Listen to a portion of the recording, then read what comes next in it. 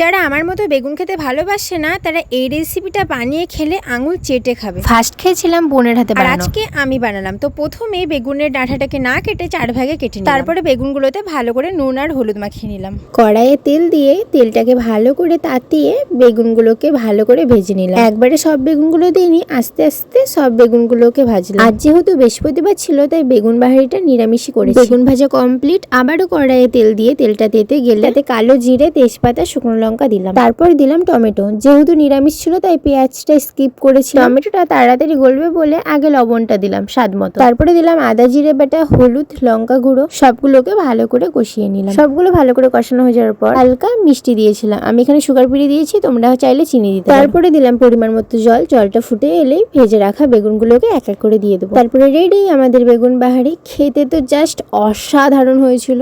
ভালো লাগলে বানিয়ে দেখো, ভিডিওটা লাইক করো, চ্যানেলটা সাবস্ক্রাইব করো। টাটা।